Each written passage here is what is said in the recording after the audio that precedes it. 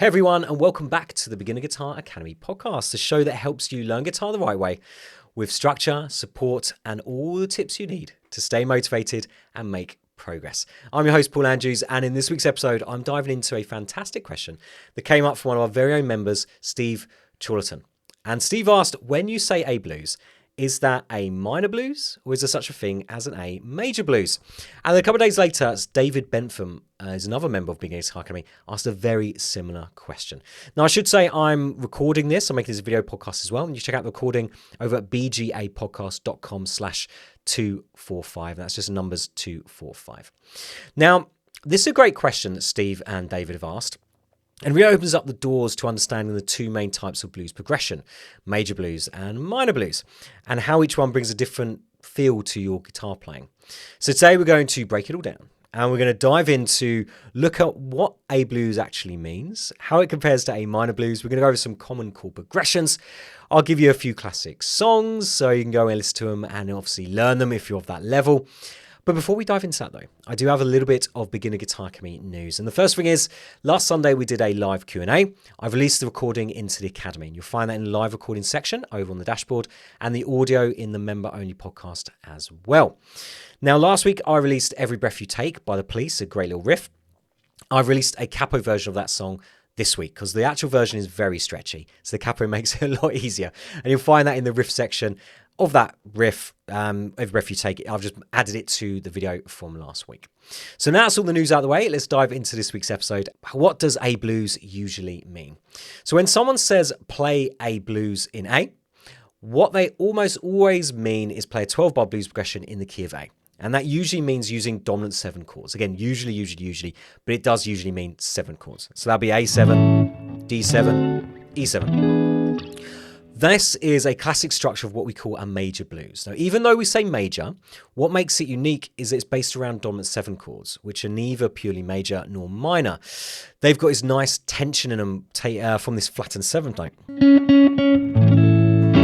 So a normal 12-bar blues structure in the key of A would be first bar A, then D, third bar A, fourth bar A, fifth bar D, sixth bar D, seventh bar A, eighth bar A, ninth bar E, 10th bar D, 11th bar A, and then either E or A on the 12th bar. So that chord progression is very simple. It just loops around and you'll hear it everywhere from blues to rock to country and beyond. Now here's the cool part. Even though these chords are built from the A major scale, most guitar players when they're playing over dominant 7 chords will use the minor scale or the blues scale. And that's what gives it this nice blues kind of gritty sound. So yes, A blues is not the same as A minor blues. It's a progression in A major with dominant 7 chords, and it is the most common form you're going to see. Most common chord progression. So some great examples of dominant blues or these kind of major blues is Pride and Joy by Stevie Ray Vaughan. Probably know that one. Hoochie Coochie Man by Muddy Waters. Kind of most famous blues riff ever. And Johnny Be Good. All centre around these dominant 7 chords. And a lot of minor pentatonic soloing. So listen to those tracks. That are going to really help you get that signature kind of feel in your ear. And if you are of the level, check them out. Most of them are actually on Beginner Guitar Academy, so you can find them there. So that's what a major blues is, which begs the question, what is a minor blues? So now let's talk about what actually a minor blues is. So a minor blues is using minor chords. It has a moodier, darker sound and kind of is the cousin of the major blues. But it's the same sort of format. It's a 12-bar blues, but using minor chords. And here straight away it has that darker, melancholy sound. So the main difference here was starting on A minor, we're not starting on an A7. The chords are more somber, they're more melancholy, has that sadder, more kind of, I suppose, bluesier sound because it is a sad sound. Now we can use other scales over it. We can use an A natural minor. We can use an A Dorian if you want to add more colour, make it more expressive and a bit more soulful. But I'm not going to go over that because that's a bit beyond what we're talking about here. So some good song examples for minor blues. So a great one to start with would be B.B. King. Thrill Is Gone.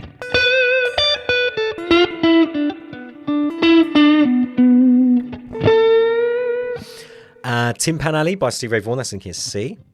How's that go?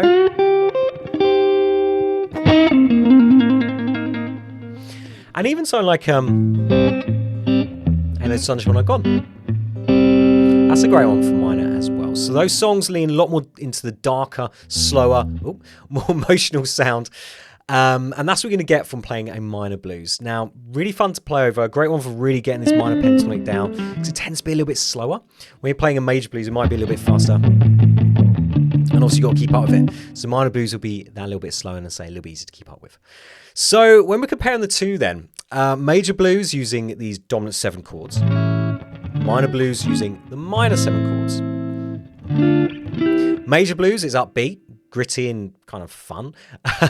Minor blues is dark, moody and soulful. When it comes to soloing, you'll be using the minor pentatonic scale over your dominant 7 chords and the minor blues scale as well. And when it comes to the minor chords, basically the same thing, but you can go above that, use Dorian and use kind of the natural minor scale as well. Again, you can use extra ones with our major blues, but we're not going to worry about that today. So why does this matter for beginners? So this matters because if you're searching for a backing track, you might search for backing track blues in A. You need to know what you're playing over. So if you're playing over blues in A, likely are you going to play over dominant 7 chords. You may be playing over your kind of spread rhythm, your 5 chord with this added 6, sorry. It's not just straight minor. So we need to know that when we're jamming, and we need to know that when we're playing with the backtracks. You need to know that when you're basically soloing. Plus, understanding the difference will help you write your own blues. So improvise more confidently, sound more in control, and even just noodling around. You're going to have more of an idea basically what you're doing. So now we kind of understand the difference between major, minor. We know why we want to be knowing this in the first place, why it's going to be useful. Let's go over a few practice tips. So first what we'll do is try both progressions. Just try dominant 7A. You don't have to do that bar chords. If you play just open chords, you can do open dominant 7s. Now, even though I did just whack in a sus4, that's what a 7 should sound like, that one. So play over them, get the feel of the different sounds into your ear and the kind of the mood that each one has, and then jam over each one. So if you have got a loop, you could record those chord progressions and then just play on top. Play on top of it, and that's going to really help you, one, exercise obviously the scale, but really get the sound in your head of how the scale fits over top of those different chordal backings. Next, learn a song in each style. So Pride and Joy, that's a bit of a tricky one. Before You Accuse Me, we do that in beginning guitar academy as well. They're great for major blues, or just a nice simple kind of song like that will work wonders. Thrill Is Gone and Ain't No Sunshine are really good for minor blues as well. Have a go at those different songs. Record yourself if you can. That's a great way of doing it. But really try and, again, hear the difference between the major and the minor sound. That's going to really help you as you progress as a guitar player. Really help you when you're jamming. So you hear, oh, that's a minor chord. I need to use this scale. That's a major. I need to use this one. And so on. So that's pretty much it, guys. So we've gone through what a major and minor blues is. We've gone through, obviously, the chord progression. So major blues is going to give you those dominant 7 chords. Minor blues, minor 7 chords. Or minor. Now, I did say earlier about these extensions. So you can extend out when you're doing your minor into minor 7s. Minor 7 chords are just an extension of your normal minor chords. Now, when you're doing your dominant 7s, major sounds are just a bit too straight. Now, I work for country. It won't really work so well for blues. So you want these dominant 7 chords. So you've got a bit of both. You've got that tension. You've got that flat 7, which is a minor note. So you basically got this minor note added to your major chord, which creates that lovely bluesy sound. So you don't just want to really opt for just straight major chords. You probably don't really want to opt for major 7 chords. It just sounds too happy, too kind of jazzy. They can put them in a few places, and that does happen in The Thrill Is Gone by B.B. King. He does this lovely little G major 7, F sharp dominant 7, and then back to B again. So that's a really nice example of actually bringing in a major 7 chord in The Thrill Is Gone by B.B. King, but we don't normally do that. It would normally be dominant 7s for your major blues and then minor or minor 7s. So that does sound quite cool for your minor blues. So hope that all makes sense. Give you some ideas now of songs to play and a bit more of an understanding. So the only thing I ask for you this week is rate and review this show. So if you have been listening for a little while and you've been enjoying it, I really appreciate a review. And you can do that over on the website at bgapodcast.com or seeing whatever app you're using to listen to me today. Also, if you're struggling with learning guitar, perhaps you're teaching yourself and you, like maybe some of the members that joined Beginner Guitar Academy this week, didn't have structure and find you just kind of going around in circles, not really making any progress, come check out my online guitar school, beginnerguitaracademy.com. There you're going to get structure with our content.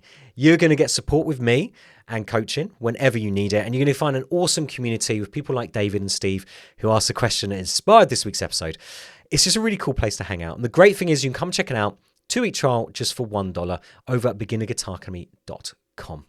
So guys, that is it for me this week. So I say, hope you enjoyed this week's episode. I'll be back next Friday for another episode. But until then, keep practicing, take care, and I'll chat to you next week for another episode.